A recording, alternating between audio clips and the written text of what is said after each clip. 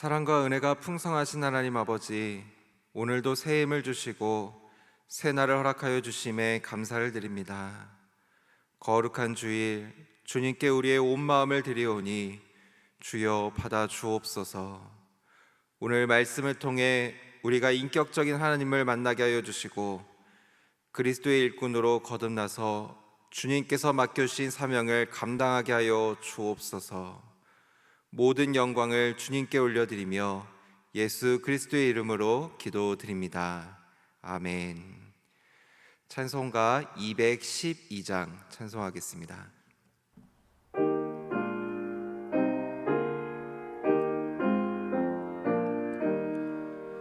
겸손히 주를 섬길 때 괴로운 일이 많으나 구주여 내게 힘 주사 잘 감당하게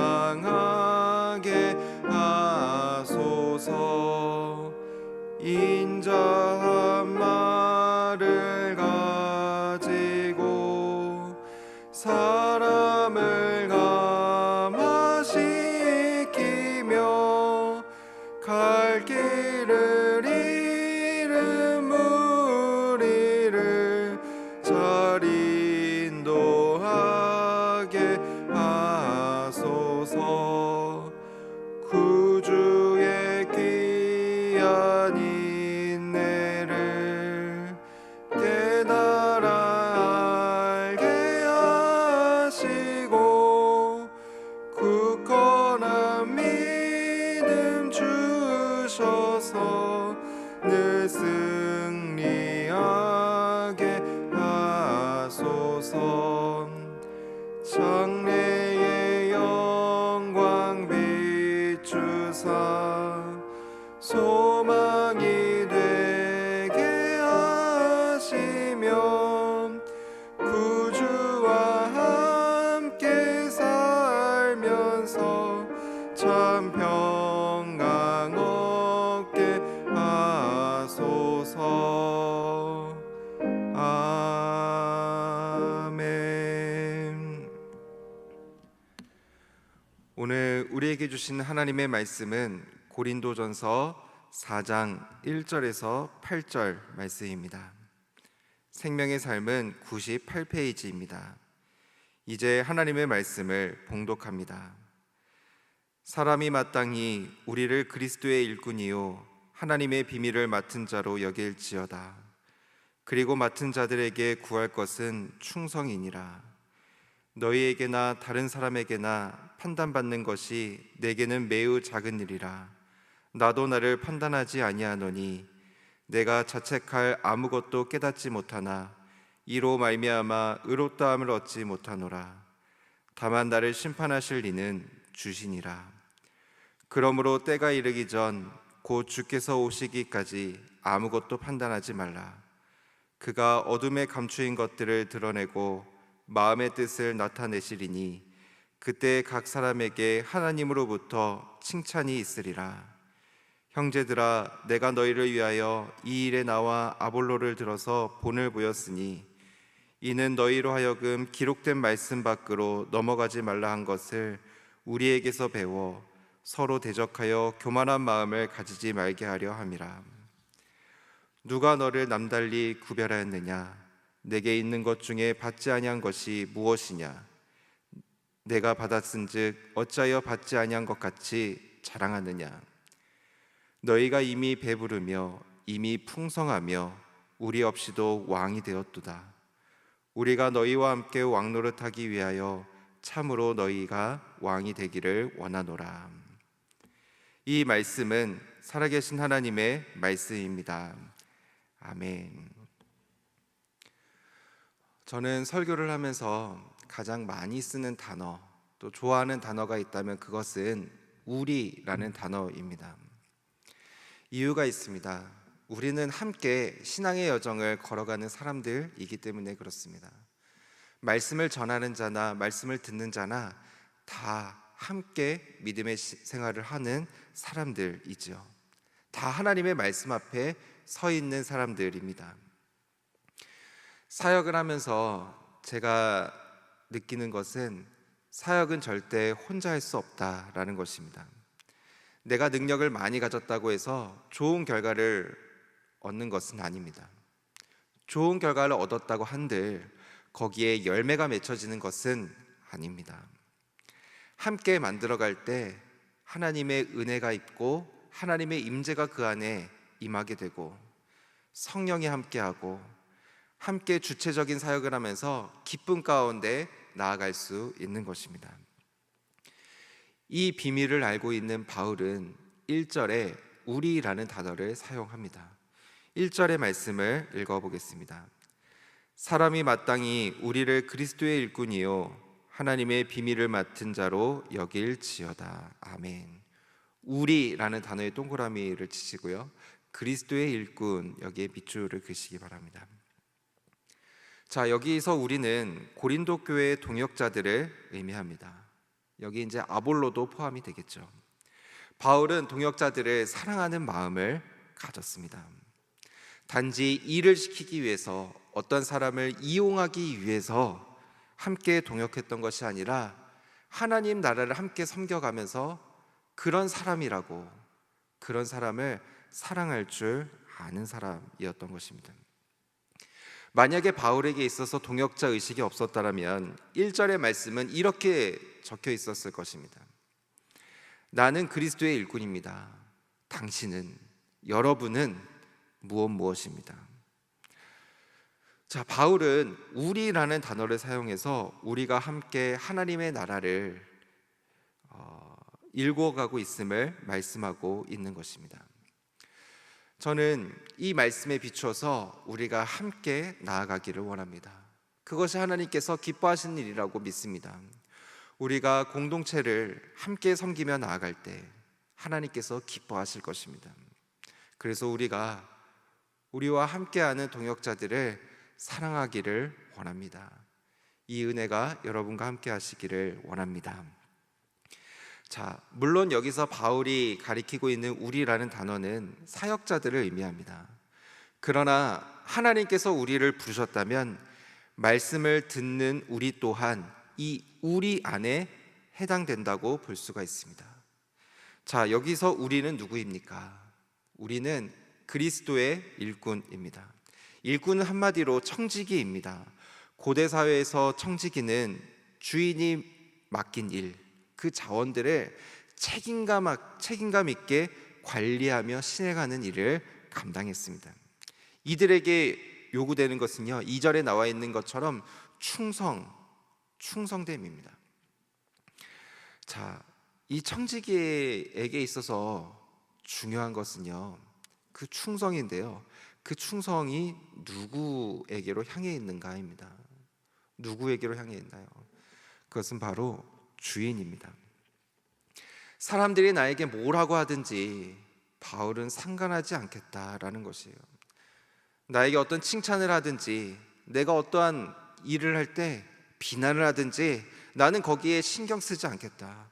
다른 사람들의 어떤 평가에 내가 좌지우지하지 않겠다라는 거예요. 청지기는요, 주인이 자신에게 맡겨주신 일에 최선을 다하는 것, 거기에 집중하게 되어 있습니다. 자, 당시 고린도 교회는요, 분열이 있었습니다. 특정 지도자가 최고라고 여기면서 파당을 만들었고, 이로 인해서 분열의 위기가 들어닥쳤습니다. 그들은 교회 안에서 바울을 평가하고 있었습니다. 파당이 있었기 때문에 남들과 비교하기도 했었을 거예요. 바울의 이야기가 나올 때 부정적인 이야기도 있었을 것입니다. 얘기가 많아지다 보면 그 얘기가 과장되기도 했을 것이고, 가장된 이야기는 거짓된 이야기로 꾸며지기도 했을 것입니다. 교인들은 바울의 외모, 설교, 사도권 자격 등을 놓고 말이 많았습니다. 그러나 바울은 그리스도인의 일꾼이기 때문에 그것이 중요하지 않았던 것입니다. 바울은 오직 주님만 바라보았습니다. 우리 3절의 말씀을 함께 읽어보겠습니다. 너희에게나 다른 사람에게나 판단받는 것이 내게는 매우 작은 일이라 나도 나를 판단하지 아니하노니. 아멘. 판단받지 않겠다. 다른 사람들의 판단이 이 바울에게 있어서는 중요하지 않다라는 것입니다. 왜요? 바울은 그리스도인의 일꾼이기 때문입니다. 주인이신 하나님만 바라보면서 섬기겠다라는 것입니다. 나를 심판하시는 이는 오직 주님 한 분뿐이니 하나님만 바라보고 하나님께만 판단을 받겠다라는 것입니다. 이것이 바울의 정체성 그리고 사명에 대한 소신입니다. 이 평가에 대한 말씀, 이 말씀은 제가 사역을 하면서 늘 마음에 품고 있는 그런 말씀입니다.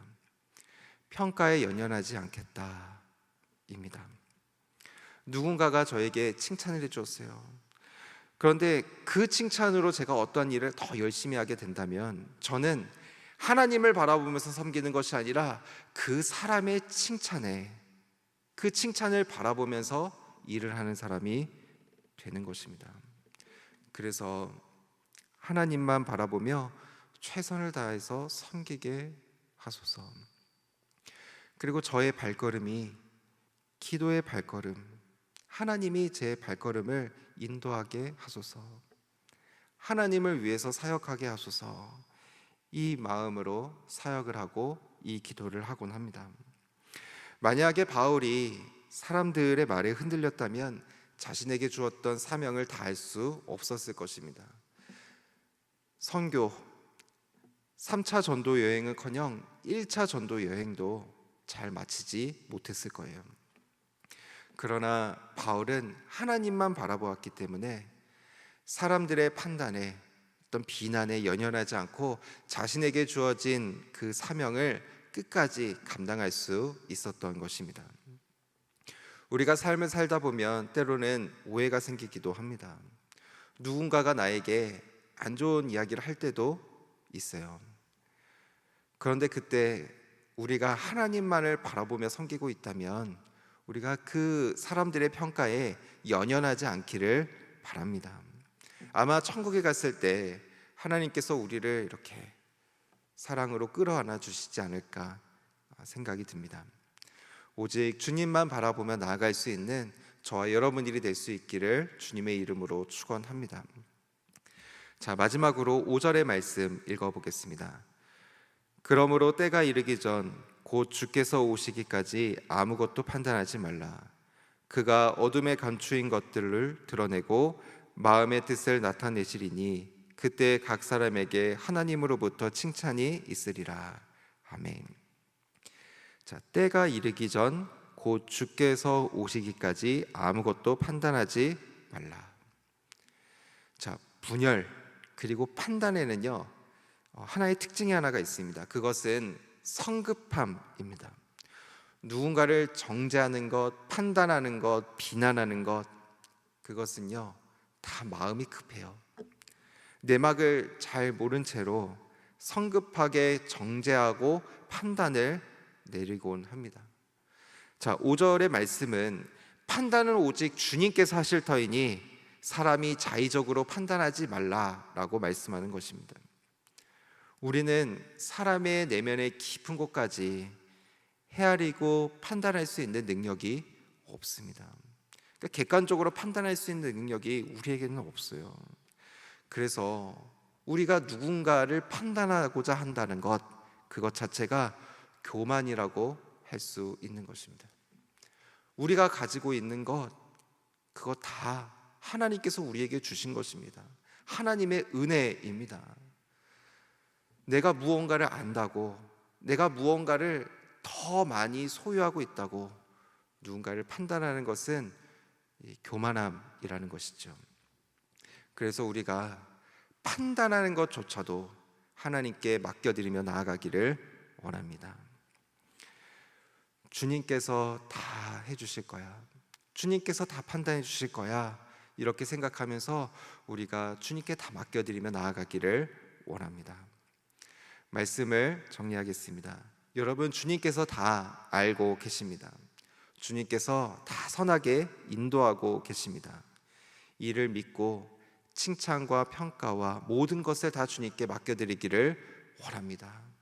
또한 사람들의 비난과 또 사람들의 어떤 이야기 속에 너무 연연하지 않기를 원합니다. 오직 주님만 바라보면서 섬기며 나아갈 수 있는 저와 여러분, 우리가 될 수 있기를 주님의 이름으로 축원합니다. 기도하겠습니다. 살아계신 하나님 아버지, 우리는 그리스도의 일꾼입니다. 사람의 칭찬에 교만하지 않게 하여 주시고 사람들의 비난과 오해에 낙심하지 않게 하여 주옵소서. 오직 주님만 바라보며 주님께서 나에게 맡겨주신 일들을 감당하게 하여 주옵소서. 세상의 거친 평가라는 파도 앞에서 나를 심판하실 이는 주님 한 분뿐입니다 라고 고백했던 바울의 담대함을 우리에게 허락하여 주옵소서. 주님, 우리가 함께 주님 앞에 서 있음을 고백합니다.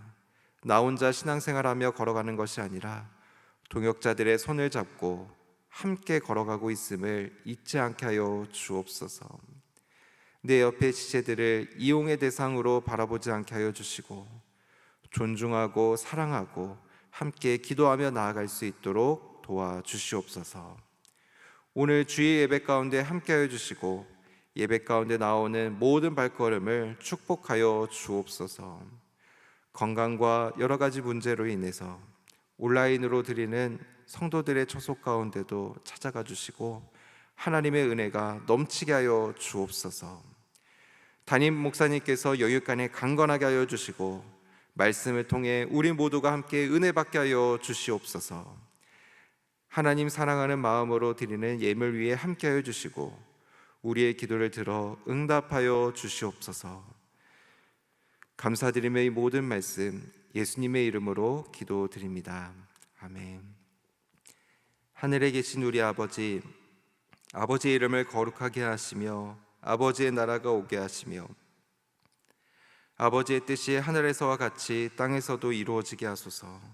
오늘 우리에게 일용할 양식을 주시고 우리가 우리에게 잘못한 사람을 용서하여 준 것 같이 우리 죄를 용서하여 주시고 우리를 시험에 빠지지 않게 하시고 악에서 구하소서. 나라와 권능과 영광이 영원히 아버지의 것입니다. 아멘. 이 시간 나라와 민족과 교회를 위해 그리고 오늘 주신 말씀을 기억하며 기도의 자리로 나아가겠습니다.